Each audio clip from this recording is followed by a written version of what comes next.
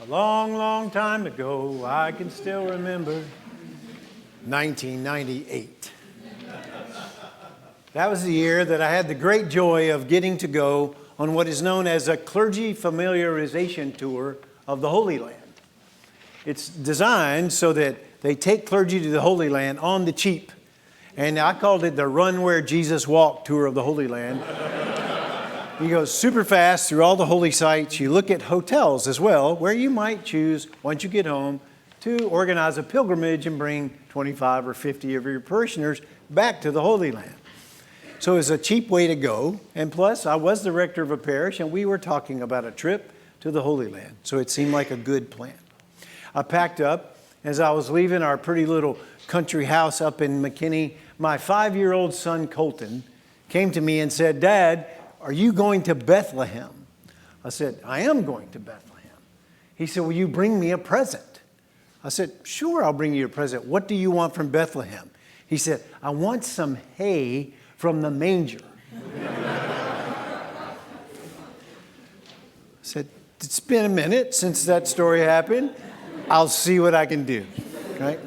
So we travel, we get there. My friend David, who was an Episcopal priest in a neighboring town, he and I were traveling companions.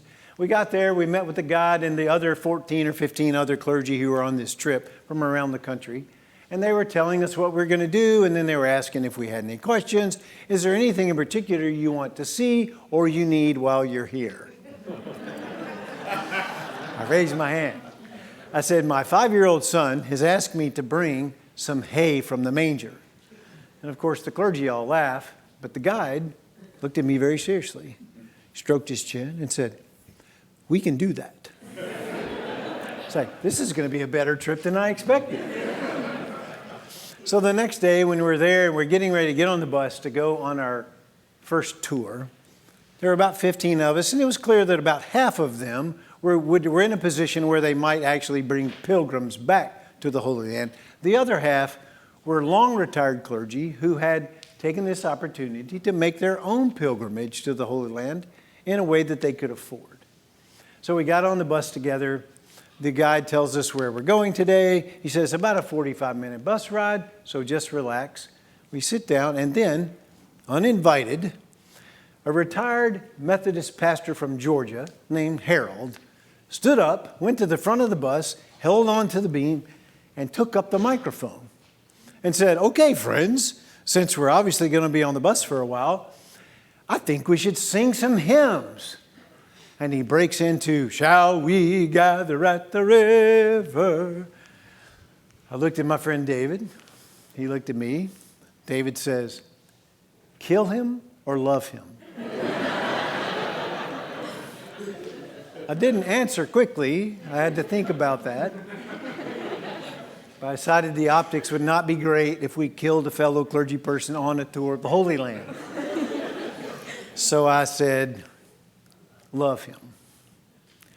Turns out it was a good thing we said love him, because our friend Harold, we discovered after a sight or two, was not really ready to travel alone. He needed some help. He was not very stable. And so David and I kind of became his pal. And we walked with him, and we helped him get over thresholds and up and down stairs, back and forth onto the bus. Make sure he didn't drink the water he pulled out of the Jordan River and instead drank the water from his actual water bottle, that kind of thing. So we finally make our way to Bethlehem, and we're getting ready to go down into the grotto, which is purportedly the cave in which Jesus was born. And it's old and ancient stairs that go down in there. They're uneven. So David, who is much larger than I, got in front of Harold. We put Harold between us, and Harold had his hands on David's shoulders, and I had him by the jacket. And we got him down the stairs. And as we got down, it was darker and darker. There were candles, there were lights, there was brocade things hanging around, and then you could hear singing, and it was several different languages singing Silent Night together. As we went down and got closer, we were singing along Silent Night quietly. And we got to the place where you go and see the actual spot. And it kind of feels almost like a fireplace hearth, sort of, and you have to bend down. And it was better actually if you could get on the ground and just scoot in there and see the 6-point silver star on the place where Jesus was born. So I went in and I looked at it, and I'll confess to you, it felt rather mechanical and odd. And once I was in there looking at it, I didn't really know what I was supposed to do. Now that I was in there, said a quick prayer, made my way out, and we helped Harold get to the ground. And he insisted on being on his knees and on the ground. And we helped him, and he scooted into the place.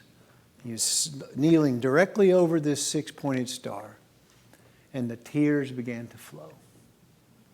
He just began to weep. And his tears blended with the tears of countless other pilgrims who have cried over that spot. And he said, it was right here. It was right here. This is the place he was born.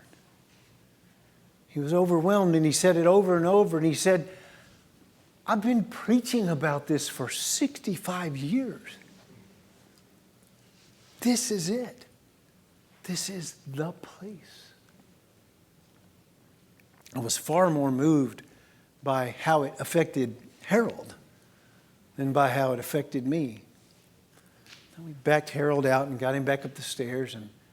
And then somewhere else along the place, David and I were talking about him. And now all of a sudden, we really did love Harold. For all of his idiosyncrasies and all of his over-the-top, Methodists, they're over the top. He was a very emotional man, I'll just say that. But if Harold loved anything in the world, it was Jesus. And it was so evident. And it overwhelmed him to be in the very place where this had happened. And it connected to all the years that he had been preaching and all the stories he had told. Later, somewhere in the trip, and honestly, to be honest, I've forgotten which town and which church because we were running. But we went to some other church, went in, and there was a wedding going on. And so we were hushed, and we had to walk around the corner and trying to make our way to side chapels and see all the things without disturbing the bride and groom. And David, who had gone on before, comes scurrying back, and he scurries around, and he makes his way back through the flow of people. He says, Chuck, I found something you need to see.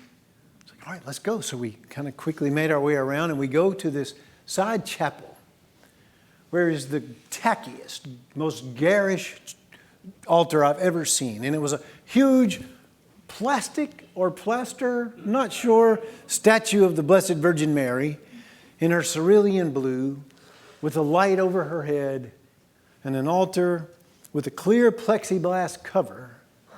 And right underneath the altar is an equally plastic or plaster Jesus, about this long, lying on a bed of hay. So he said, maybe we could steal some of this hay. I said, it'd be bad for him to kill a brother clergy person, and also bad for him to go to jail for stealing hay. So I said, no, but I want to take a picture of this, because we were laughing about it. It was wonderful. It was just a sweet thing. So I get down, and I kneel at the altar, and I got out my camera. Y'all remember what those were, cameras, right?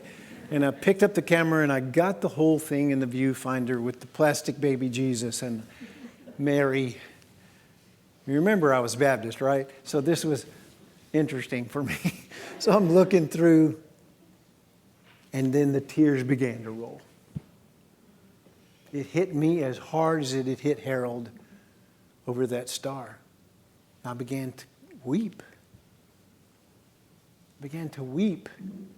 And I thought to myself, maybe there's a mistake. Maybe historians are wrong. Maybe it's not where that silver star was where it happened. Maybe it was right here. It was right here where God's love crashed into the world. It was right there that day for me. Why was it so emotional? I don't know. All the times I've told this story and all the times I preached about it myself as a priest, not nearly as long as Harold, but long enough. And it was all the emotion, of course, of being a father of two little boys and leaving Chris at home with those two little boys while I was gone. All the things. It was right there. God's love crashed into the world. I wonder where right there is for you. Where did God's love come crashing into your world? Where you say, it was right here where he was born. Right here. Maybe it's all the times you've come to church on Christmas Eve. Maybe it's been this church every single time and you're trying to tolerate the fact that we're not an historic church. Maybe it's other churches around the world, around the country, other places where you gathered with believers and the lighting was just right and the music was just right and you held a candle and it was right there where love crashed into the world. Or maybe it's at home. Maybe your little chicks like mine have all come back to roost for a few days and you have a competition for who can make the ugliest Christmas cookie. And it's right there where the love of God crashed into the world. Or maybe it's not sweet. Maybe it's not romantic. Maybe recently you found out that someone you have loved deeply died unexpectedly. And you have been filled with painful grief that has loaded you down. And you're lucky to even be here tonight. It was right then that love crashed into the world. Or maybe you yourself have been to a doctor recently and gotten a diagnosis that caught you completely by surprise. It was right then that love crashed into the world. Maybe you're going to go home with the crowd tonight. Maybe you're going to go home all by yourself. Whichever it is, sometime just before you drift off to sleep, right then, when God's love crashed into the world. Or maybe you're hanging out with Jacob this week.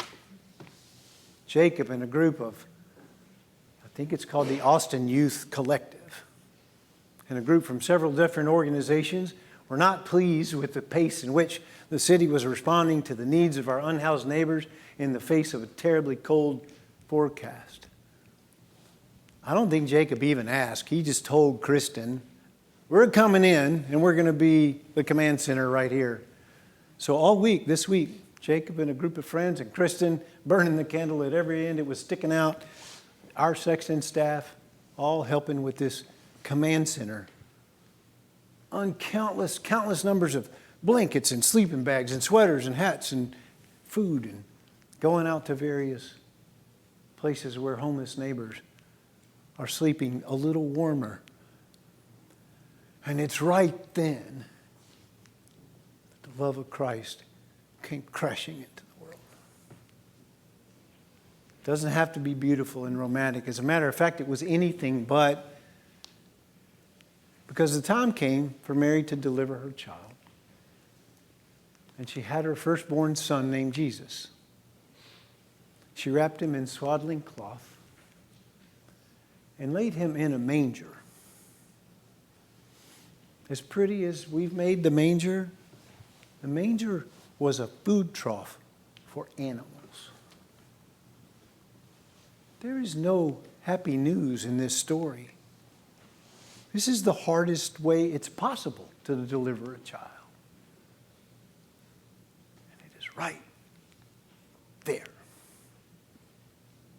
that love crashed into the world. In the name of God, Father, Son, and Holy Spirit. Amen.